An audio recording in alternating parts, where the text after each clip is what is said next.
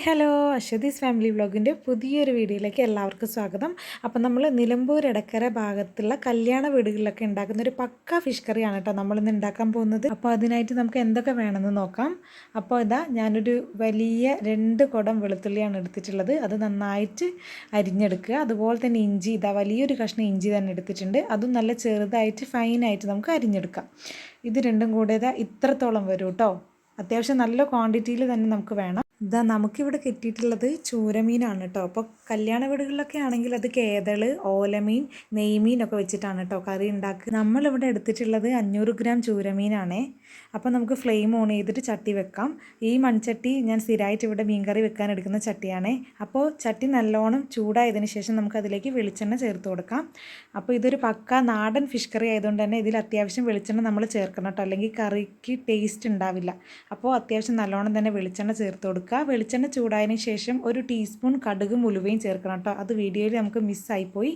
അപ്പോൾ അത് ചേർത്ത് പൊട്ടിയതിന് ശേഷം നമുക്ക് അരിഞ്ഞ് വെച്ചിട്ടുള്ള ഇഞ്ചിയും വെളുത്തുള്ളിയും പിന്നെ കുറച്ചധികം തന്നെ കറിവേപ്പിലയും ചേർത്ത് കൊടുക്കാം. ഈ ഇഞ്ചിയും വെളുത്തുള്ളിയും വാടി വരുമ്പോൾ തന്നെ നമുക്ക് അതിലേക്ക് വേറൊരു ഐറ്റം കൂടെ ചേർക്കാം. അതാണിതാ കൊടംപുളി എന്ന് പറയുന്നത്. ഇതിന് ഞങ്ങളുടെ നാട്ടിലൊക്കെ കൊടംപുളി എന്നാണ് കേട്ടോ പറയുക. ഇതിന് പല നാട്ടിലും പല പേരാണെന്ന് തോന്നുന്നു. എന്തായാലും നമുക്കിത് നേരിട്ട് എണ്ണയിലേക്ക് ഇട്ട് കൊടുക്കുകയാണ് ചെയ്യേണ്ടത്. അപ്പോൾ വലിയൊരു കൊടംപുളി തന്നെയാണ് ഞാൻ എടുത്തിട്ടുള്ളത്. എന്നിട്ട് നമുക്കത് 3 ആക്കിയിട്ട് കട്ട് ചെയ്തിട്ടാണ് ഞാൻ എണ്ണയിലേക്ക് ഇട്ട് കൊടുത്തിട്ടുള്ളത്. ഇതിങ്ങനെ ചെയ്യുന്നത് എന്തിനാന്ന് വെച്ചിട്ടുണ്ടെങ്കിൽ കൊടംപുളിക്ക് ഒരു പച്ച ചൊവയുണ്ട്. അത് ഈ എണ്ണയിലിട്ട് സോട്ടാക്കുമ്പോഴത്തേക്കും അതിൻ്റെ ആ ചൊവയൊക്കെ മാറി നല്ല ടേസ്റ്റ് ആയിട്ട് വരും. അതിന് വേണ്ടിയിട്ടാണ് കേട്ടോ നമ്മളിതിങ്ങനെ ചെയ്യുന്നത്. അപ്പോൾ നമ്മുടെ ഇഞ്ചിയും വെളുത്തുള്ളിയൊക്കെ നല്ല ലൈറ്റ് ബ്രൗൺ ആയിട്ടുണ്ട്. നമുക്കതിലേക്ക് ഒരു 1.25 ടീസ്പൂൺ മഞ്ഞൾപ്പൊടി ചേർത്ത് കൊടുക്കാം. അതിനുശേഷം ഒരു വലിയ ടേബിൾ സ്പൂൺ തന്നെ കാശ്മീരി ചില്ലിയാണ് കേട്ടോ ഇത് ചേർത്ത് കൊടുക്കുന്നത്. നല്ല എരിവുള്ള മുളക് പൊടി അതൊരു 5 ടീസ്പൂൺ ഞാനിവിടെ ചേർക്കുന്നുണ്ട്. ഇത് നമ്മൾ വീട്ടിൽ തന്നെ പൊടിച്ച മുളക് പൊടിയാണ്. ഭയങ്കര എരിവാണ് കേട്ടോ ഇതിന്, പക്ഷേ കളറ് കുറവാണ്. അതുകൊണ്ടാണ് ഞാൻ കാശ്മീരി ചില്ലിയും കൂടെ ചേർത്തത്. അപ്പോൾ നമുക്ക് ഇത്ര മതിയാവും. കാരണം ഈ കറിക്ക് കുറച്ചധികം എരിവ് മുന്നിട്ട് നിൽക്കണം. ഈ കറി നമ്മൾ ഇന്ന് വെച്ചിട്ടുണ്ടെങ്കിൽ നാളേക്കാണ് കേട്ടോ എടുക്കുള്ളൂ. അത്രയ്ക്ക് അപ്പോഴാണ് കറിക്ക് ഒരു ഒതൻറ്റിക് അല്ലെങ്കിൽ അത്ര അസാധ്യ ടേസ്റ്റ് വരിക. പിന്നെ ഇതിൽ നമ്മൾ മല്ലിപ്പൊടി ചേർക്കുന്നില്ല കേട്ടോ.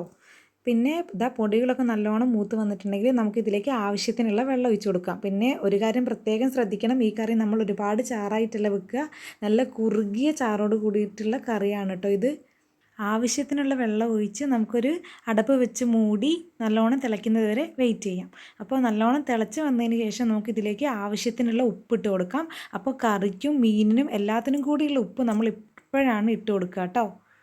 അപ്പോൾ ഇതാ നമ്മുടെ കറിയൊക്കെ നന്നായിട്ട് തിളച്ച് വന്നിട്ടുണ്ട്. അപ്പോൾ നമുക്കിതിലേക്ക് മീൻ കഷ്ണങ്ങളൊക്കെ ഇട്ട് കൊടുക്കാം. മീൻ ഇട്ട് കൊടുക്കുമ്പോൾ നമുക്ക് തോന്നും അയ്യോ വെള്ളം കുറവാണല്ലോ എന്നൊക്കെ. പക്ഷേ ഒന്നും കൊണ്ടും പേടിക്കണ്ട, കാരണം മീനിൽ നിന്നും വെള്ളം ഇറങ്ങുമല്ലോ.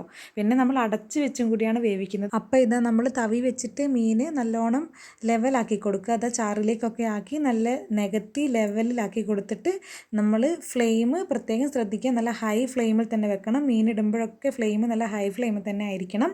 എന്നിട്ട് നല്ലോണം തിള വന്നതിന് ശേഷമാണ് നമ്മൾ അടച്ചു വെക്കേണ്ടത് കേട്ടോ. അപ്പോൾ ഇതാ നമ്മുടെ കറിയൊക്കെ കുറുകി നല്ല എണ്ണയൊക്കെ തെളിഞ്ഞ് നല്ല അടിപൊളിയായിട്ട് വന്നിട്ടുണ്ട്. അപ്പോൾ ഇതാ ഏകദേശം ഒരു 10 to 15 മിനിറ്റിൻ്റെ ഉള്ളിൽ നമ്മളെ കറി റെഡിയായി വന്നിട്ടുണ്ട് കേട്ടോ. ഇതാ ഇവിടെ പിന്നെ ചേട്ടന് ചാറ് നല്ലോണം വേണേ, അതുകൊണ്ട് നമ്മൾ അത്ര കുറുക്കുന്നില്ല. പിന്നെ ഇത് ചാറുണ്ടെങ്കിലും ഒന്നും കൂടി ഇരിക്കുമ്പോഴത്തേക്കും നമ്മുടെ ഈ മീൻ കഷ്ണങ്ങളൊക്കെ ഈ ചാറും ഈ എരിവും പുളിയും ഉപ്പും എല്ലാം വലിച്ചെടുത്തിട്ട് നല്ല അടിപൊളി ടേസ്റ്റായിട്ടുണ്ടാവും. അപ്പോൾ നമുക്കിതാ ലാസ്റ്റ് കുറച്ച് കറിവേപ്പിലയും കുറച്ച് പച്ചവെളിച്ചെണ്ണയും കൂടെ ഒഴിച്ചിട്ട് ഫ്ലെയിം ഓഫാക്കാം. ഇത് മൺചട്ടി ആയതുകൊണ്ടാണ് ആ ഒരു ചൂട് അങ്ങനെ തന്നെ ഉണ്ടാവും കേട്ടോ. അപ്പം നിങ്ങൾക്ക് എല്ലാവർക്കും ഒരു ഡൗട്ട് ഉണ്ടാവും, എന്താണ് ഈ കറിയിൽ ഉള്ളി, തക്കാളി, ചെറുള്ളി ഒന്നും ചേർക്കാത്തതെന്ന്. അപ്പോൾ അതാണ് ഈ കറീൻ്റെ പ്രത്യേകത എന്ന് പറയുന്നത്. ഇത് കല്യാണ വീട്ടിലെ കറിയാണ്. ശരിക്കും പറഞ്ഞാൽ ഈ കറി ഒരാഴ്ച വരെ ഒരു കേടും കൂടാതെ ഇരിക്കും കേട്ടോ. കാരണം ഇതിൽ നമ്മൾ വാളംപുളി അല്ല ചേർക്കുന്നത്, കൊടംപുളിയാണ്. അതാണ് കൊടംപുളീൻ്റെ പ്രത്യേകത.